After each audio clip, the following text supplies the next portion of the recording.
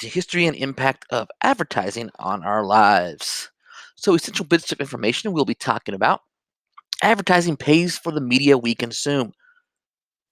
Advertising caters to our emotions by attaching feelings to the product.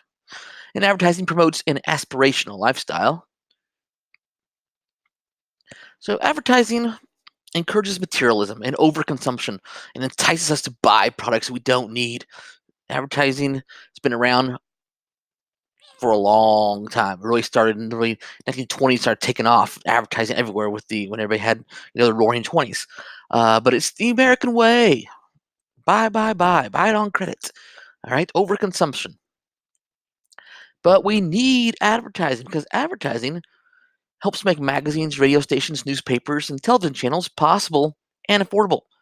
All right, how can you be free over the air? Well, there's advertisement on there. Advertising is the art of convincing someone to spend money they don't have on something that they don't need. Will Rogers. A targeted approach. So the first advertising agencies were brokers who bought bulk space in newspapers at a discount and then sold space to businesses. So then those businesses can then advertise. So companies, they'll target specific demographics. What are demographics? Well, they're the basic facts about the consumer. It could be your gender, age, race, marital status, income, education level, zip code, religion, sexual orientation.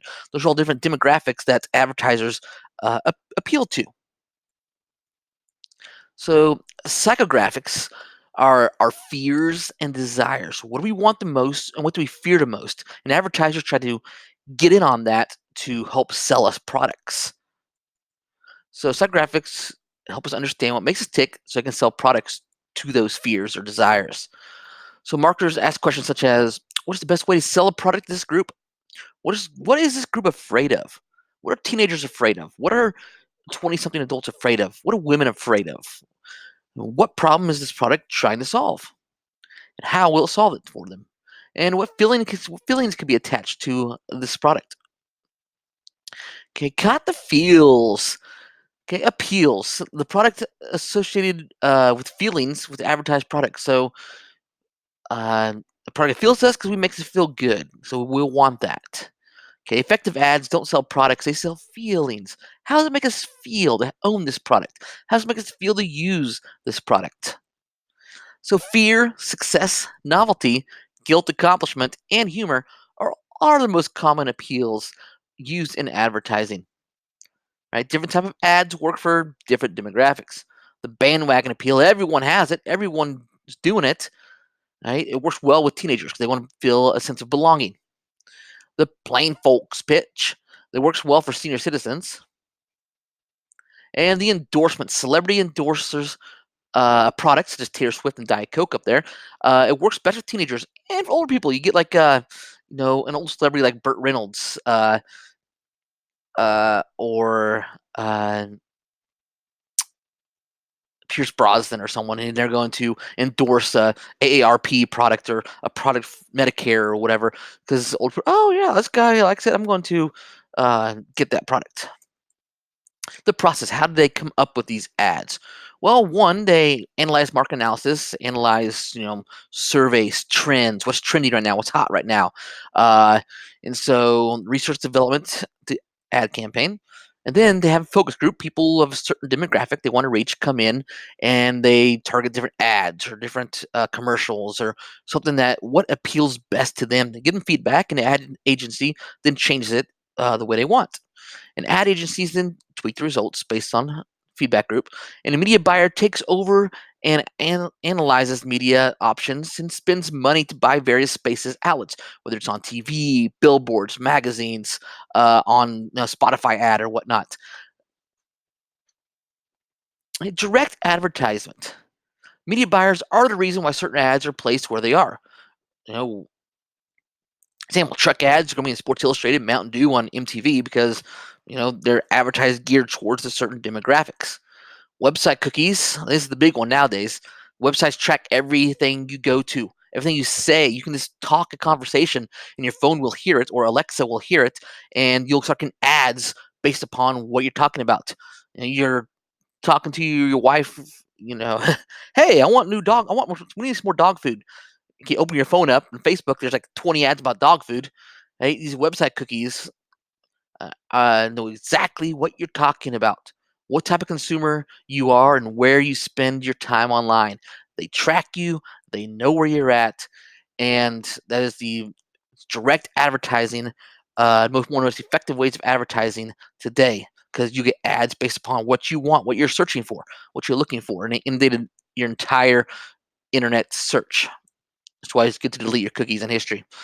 Specific ads are then shown to you all across the internet until you clear your cookies in history. Right? Sex and stereotypes in advertising. The age-old adage that sex sells is very true. It is used to get our attention. Right? It is one thing that transcends every demographic and psychographic. So, a consumer on average views 3,000 ads a day. Advertisers cut through the clutter and use what everyone, regardless of age or income, will notice. Right? It objectifies women, contributes to gender stereotypes, and trivializes relationships. Right? Prime example of this would be Hardee's or Carl's Jr. Their burgers. They have like this bikini model eating the burger and like, oh, it's so good, and everybody's like, the guy's like, oh, I want that burger. So using sex and the human body to sell products. But many ads feature women as objects, such as robots, mannequins, ice cream cones, or scissors. Media critic Jean Kilborn claims that this objectification of women's bodies, seeing them as things rather than people, can lead to sexual abuse. And the cumulative long-term effect of seeing millions of these ads could have a lasting negative impact on our young men and young women. So in most cases, men's bodies pictured ads are shown as complete bodies, full body image, a muscular man, Old Spice body wash. And, you have Terry Crews advertising that. When women, it's a little different. They usually show just lips, hair, feet, nails, legs, or teeth, just a very close up of what many girls will say, oh, this is our problem area. We have our flaws here.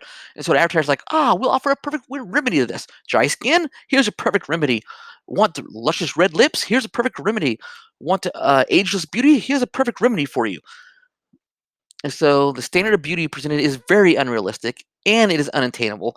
Most of the pictures you see in advertisements, they are actually photoshopped beyond reproach.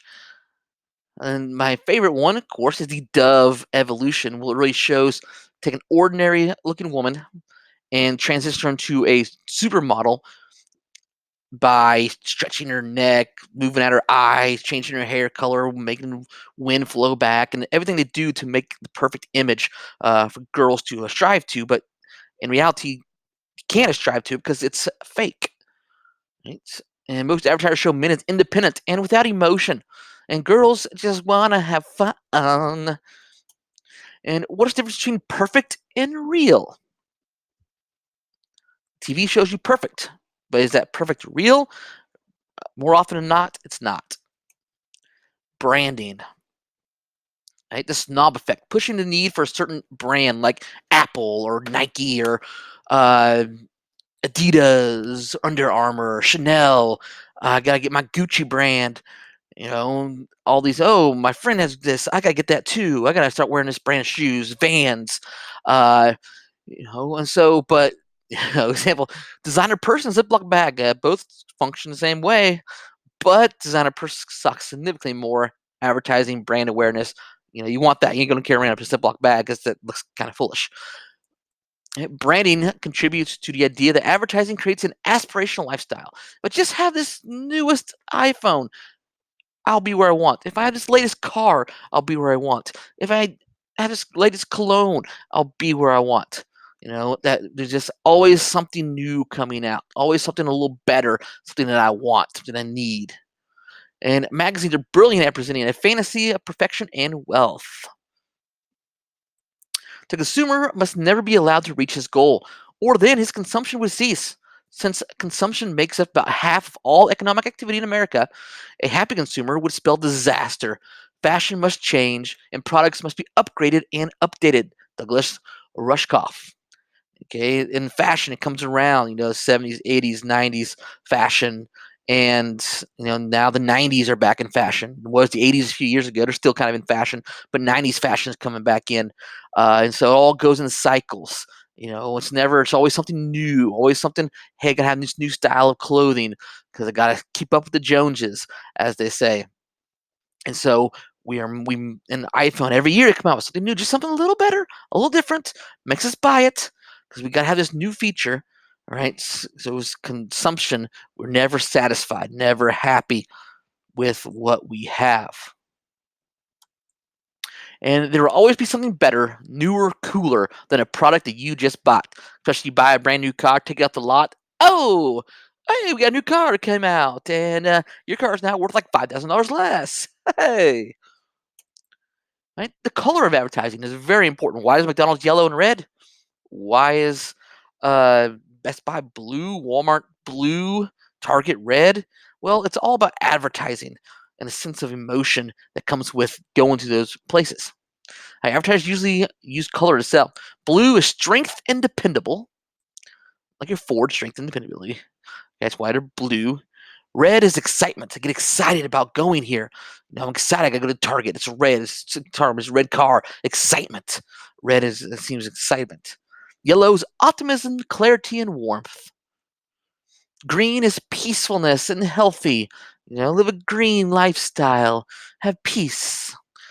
Hey, check out the brand logo game here in the description below and see if you can name all these brands without their actual, just by their logo. See if you can name these brands. It's a pretty fun game.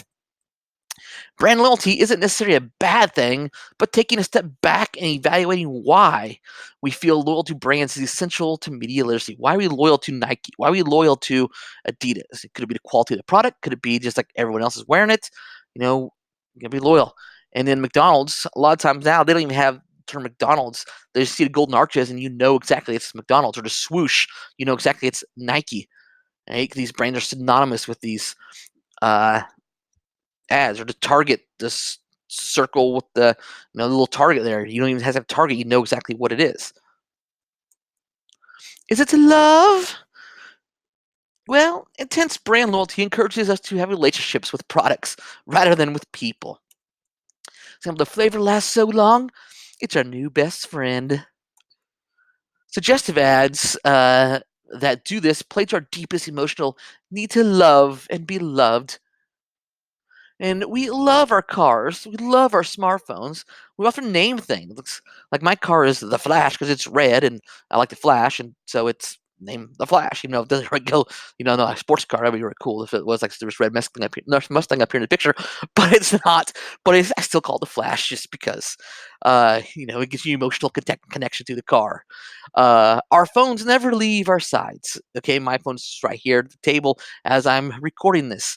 It never leaves our sides. Our primary relationship is with our phones. We're constantly on our phones. It seems like 24/7 sometimes. Right? We have that is be effective advertising that we always need to be on our phones in case of FOMO, fear of missing out. And what types of advertising lead purchase to your cell phone? Was it that everybody has one? Bandwagon effect, a celebrity endorsement, cool features, price? What led to you having your cell phone? Right? Association principle. Companies associate their brands with things already valued in our culture, giving us a brand instant credibility, like Budweiser. They like to say they're all American, American flag, Clydesdales, the bald eagle. That's what they know in baseball, and like, oh yeah, that's all American stuff, and I'm going to buy your product because you're all American. So their brand is associated with stuff that's credible. As for alcohol, usually feature gorgeous models, have a wonderful time in fantastic exotic locations. Right? Targeting minors.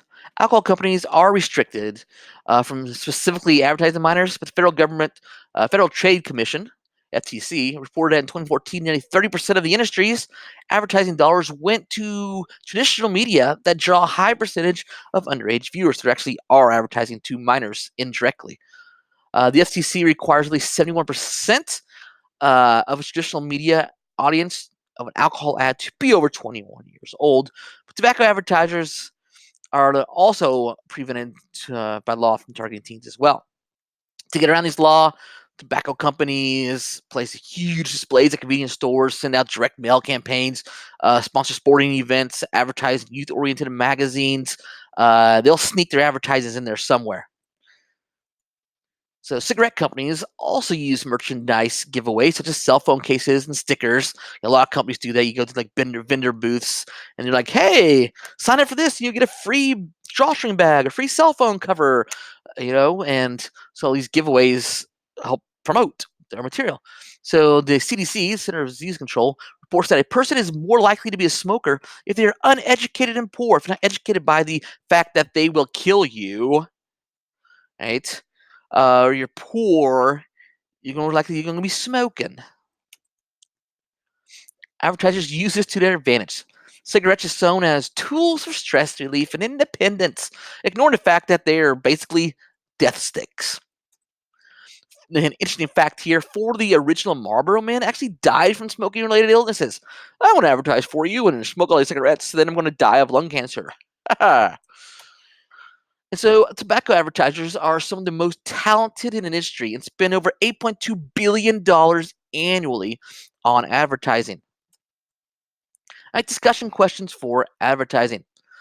Are there ads that make us feel like we're inadequate or missing out? Is that actually true, or to make you feel bad about a product? What types of pervasive words or techniques are used in advertising? Buy now.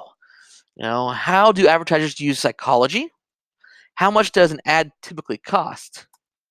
And what can ads from the past teach us about cultural changes, like this Lucky Strike cigarette ad? Because face the facts. Reach if you're tempted to overindulge, reach for Lucky Strike instead. So basically saying is, if you smoke our cigarettes, you'll be an Olympic athlete instead of a fat slob sitting on the couch. I don't think it quite works that way, but hey, there's an advertisement that said it did.